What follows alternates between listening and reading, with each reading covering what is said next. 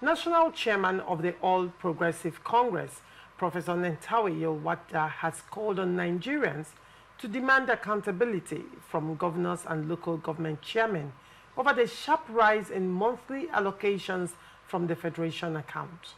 Speaking in Abuja on Sunday at the launch of Vicious Red Cycle, a book by Alex Oriako, Yilwatda noted that federal allocations to subnational governments have tripled under President Bola Tinubu's administration, reaching 2.2 trillion naira in the most recent disbursement. He said no governor currently earns less than 3 or 4 times their previous allocation and urged citizens to ensure the increased funds translate into visible developments. The APC chairman praised Tinubu's economic reforms, citing improved performance indicators. He noted that despite gloomy projections from the World Bank and IMF, Nigeria's economy grew by 4.23%, while crude oil production rose to 1.7 to 1.8 million barrels per day. Yilwatda stressed, however, that such progress must reflect on the people through effective governance at all levels. Nze, what do you make of this story? Such progress must reflect on the people through effective governance. Yes, yes, yes, and yes. But can we come back to the root of the matter? Yes, the national president of APC has given a very interesting call that is apt to our time. Governors and local government chairmen should be held accountable for the huge sum of money that is coming to them.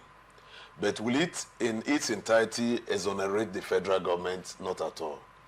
Because the development, sustenance, and advancement of this country lies solely on the federal. Why the state develop itself at its subnational levels, the local government will also do theirs. Yes, with the masses, with the people, with the citizens, demand accountability from these people, yes and yes. But will they also demand accountability from the federal government? Yes. So he should not in any way exonerate the federal government.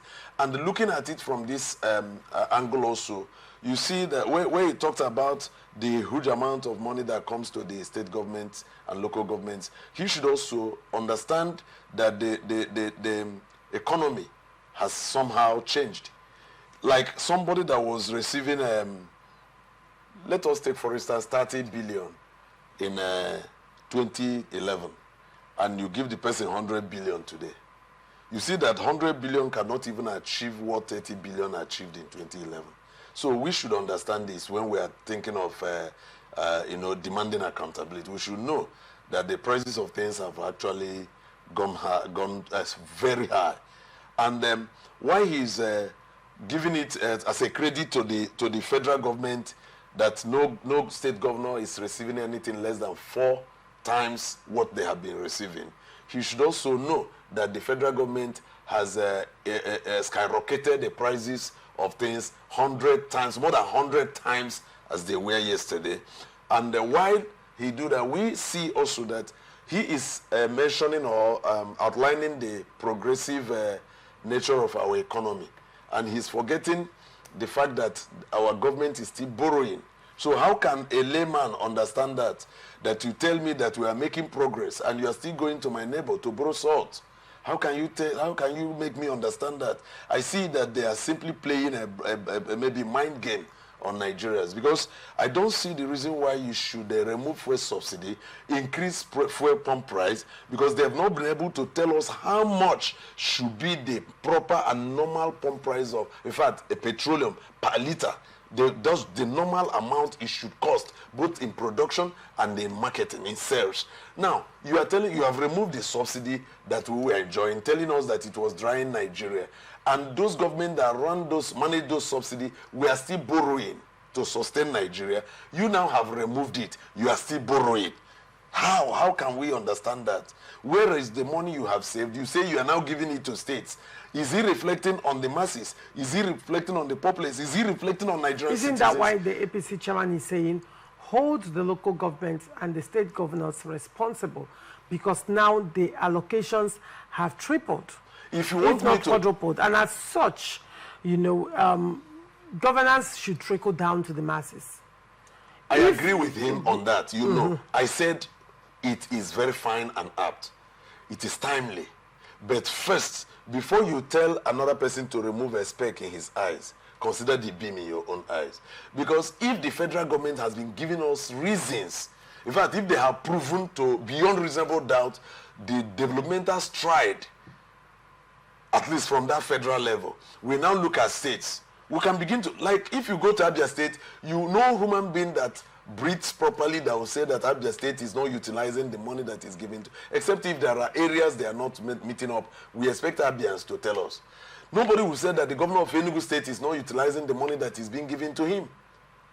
Now, where we are looking at, like, there's something happened around Enugu recently, and I saw one of the local government chairmen running around. Gully, erosion almost divided one road.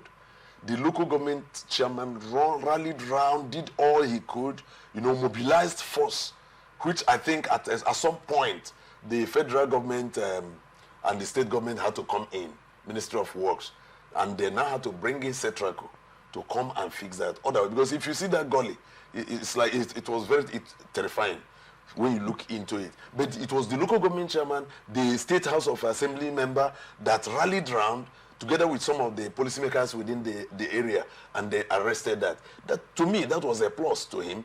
But however, I expect the local government chairman to do more than just mere providing boreholes, you know, renovating schools, and all those small things. Do reasonable projects, empower people, build factories, in your areas. There is God so much bless Nigeria that there's no part of Nigeria that does not have a special thing they produce that can give them money and increase their economy. All right. So if this local government chairman can give life to those things, you see that even after you have left office, the legacy will be there speaking for you. Now, the state chairman will be doing their own. If the trunk C road is for local government, trunk B road is for state government, trunk C A road is for federal government, let the local government do their own.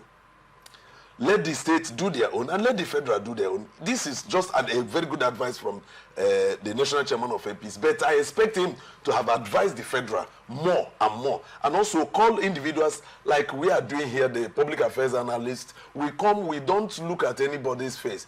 And to me, even as much as I might have my alignment when it is going well, when that alignment is no longer fruitful, I will jettison it and go for, because what I want is a better life for Nigerians and a well-developed society.